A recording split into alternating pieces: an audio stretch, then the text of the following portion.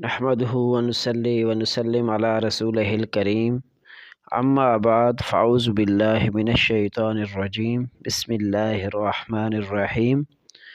معزز سامعین کرام، آج ہمارا ٹاپک ہے بنیادی عقائد کے حوالے سے سب سے آخری ٹاپک ہے عقیدہ آخرت۔ عقیدہ آخرت کی اگر ہم بات کریں تو جیسا کہ میں نے آپ کو پچھلے لیکچر میں بتایا تھا کہ کوئی بھی لفظ اس کے دو لحاظ سے معنی ہوتے ہیں، ایک اس کے لغوی معنی، اسی طرح دوسرے اس کے اصطلاحی معنی۔ تو سب سے پہلے ہم آخرت کے لغوی معنی دیکھتے ہیں۔ تو لفظ آخرت آخر سے بنا ہے، جس کے معنی ہیں سب سے آخر والا، سب سے بعد والا، یعنی تو آخرت کے معنی ہوئے بعد میں ہونے یا آنے والی چیز کو آخرت کہتے ہیں۔ اسی طرح آخرت کے مقابلے میں یا آخرت کی جو ضد ہے وہ لفظ دنیا ہے، جس کے معنی ہے قریب کی چیز۔ یہ تو ہوئے ہمارے لغوی معنی۔ اسی طرح اصطلاحی معنی اس کے ہیں۔ لفظ آخرت کے اصطلاحی معنی کو اگر ہم دیکھیں تو انسان مرنے کے بعد ہمیشہ کے لیے فلاح نہیں ہو جاتا، بلکہ اس کی روح باقی رہتی ہے، اور ایک وقت ایسا آئے گا جب اللہ تعالیٰ اس کی روح کو جسم میں منتقل کر دے گا، اور پھر ہر انسان کو اس کے نیک اور بد اعمال کا حقیقی بدلہ دیا جائے گا، یعنی نیک لوگوں کو جنت اور برے لوگوں کو جہنم میں ڈالا جائے گا۔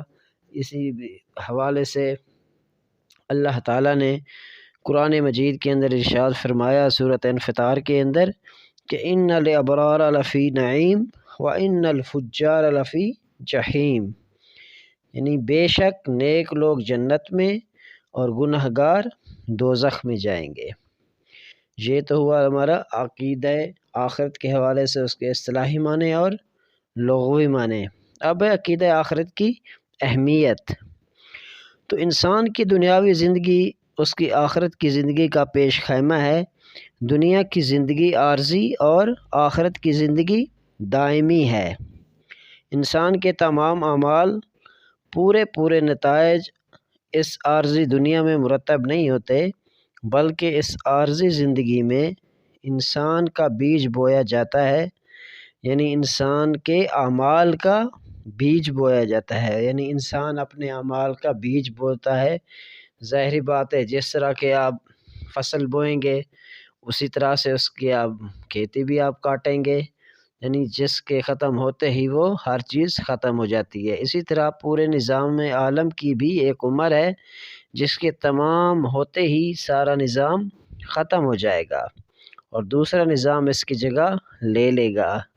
جب دنیا کا یہ نظام درہم برہم ہو جائے گا اور ایک دوسرا نظام قائم ہوگا، تو پھر جسمانی زندگی ملے گی۔ اس روز زبردست عدالت لگے گی جس میں انسان کے تمام اعمال کا حساب لیا جائے گا، اسے نیک اعمال کی جزا ملے گی اور برے اعمال کی سزا ملے گی۔ اسی طرح اگر عقیدہ آخرت کی ہم بات کریں تو عقیدہ آخرت کیا آپ دیکھتے ہیں قرآن کی روشنی میں، یعنی قرآن کے اندر عقیدہ آخرت کی کیا اہمیت ہے، یعنی بالکل اسی طرح ہی اللہ تعالیٰ نے ارشاد فرمایا سورہ بقرہ کے اندر وَلَكِنَّ الْبِرَّ مَنْ آمَنَ بِاللَّهِ وَالْيَوْمِ الْآخِرِ، نیکی یہ ہے کہ جو کوئی ایمان لائے اللہ پر اور آخرت کے دن پر۔ اسی طرح قرآن مجید میں ایمان والوں کی یہ صفت بھی بیان کی گئی ہے کہ جیسے سورہ بقرہ کے اندر ہے وَبِالْآخِرَةِ هُمْ يُوقِنُونَ، اور وہ اہل ایمان یعنی آخرت پر یقین رکھتے ہیں۔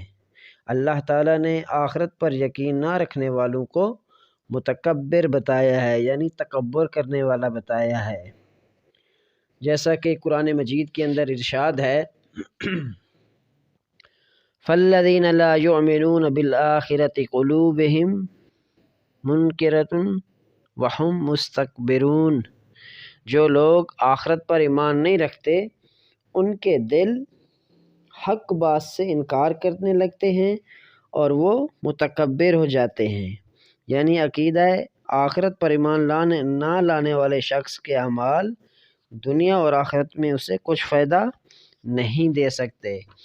اسی طرح اللہ تعالیٰ کا ارشاد گرامی ہے، اس کا کچھ ترجمہ اس طرح سے ہے کہ اور جو لوگ ہماری آیات اور آخرت کی ملاقات کو جھٹلاتے ہیں ان کے اعمال ضائع ہوں گے۔ یعنی والذین کذبوا بآیاتنا ولقاء الآخرۃ حبطت اعمالہم۔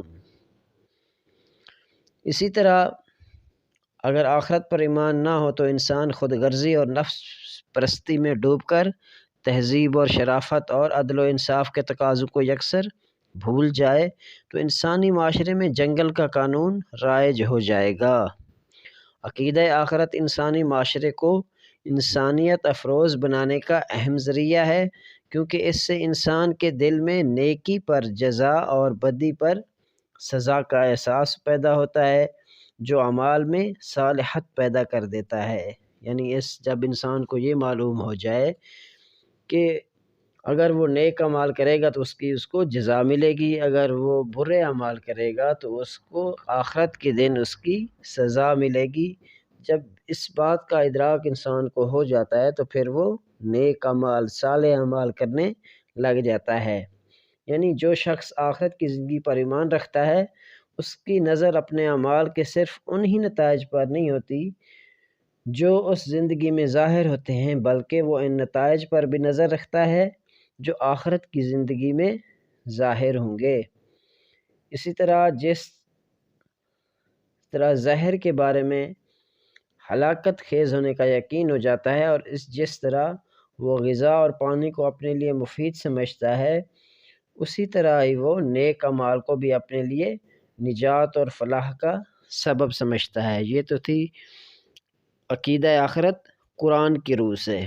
اب اسی طرح عقیدہ آخرت کی اہمیت ہے حدیث پاک کی روشنی میں، حدیث شریف کی روشنی میں، یعنی حضرت صلی اللہ علیہ وآلہ وسلم نے بے شمار احادیث مبارکہ کے اندر عقیدہ آخرت پر ایمان لانے اور آخرت میں کامیابی حاصل کرنے کے لیے اچھے اعمال کرنے کی تلقین کی ہے۔ آپ صلی اللہ علیہ وسلم کی بہت ساری احادیث مبارکہ ایسی ہیں جن سے ہمیں یہ معلوم ہوتا ہے کہ آپ صلی اللہ علیہ وسلم نے آخرت کے بارے میں بہت ہی پہلے ان کو بتا دیا تھا۔ یعنی آپ صلی اللہ علیہ وسلم نے فرمایا الدنیا و مزرعۃ الآخرہ، کہ دنیا کیا ہے، آخرت کی کھیتی ہے۔ اسی طرح آپ صلی اللہ علیہ وسلم کا ارشاد گرامی ہے عقل مند اور ہوشیار وہ ہے جس نے اپنے نفس کو تابع دار بنا لیا اور مرنے کے بعد کے لیے عمل کرنا شروع کر دیا، یعنی زندگی کو موت سے پہلے غنیمت سمجھو۔ یہ بھی آپ صلی اللہ علیہ وسلم کی حدیث مبارکہ ہے۔ اور اسی طرح آپ صلی اللہ علیہ وسلم کا ارشاد ہے دنیا میں ایسے رہو جیسے مسافر راہ گزرنے والا رہتا ہے۔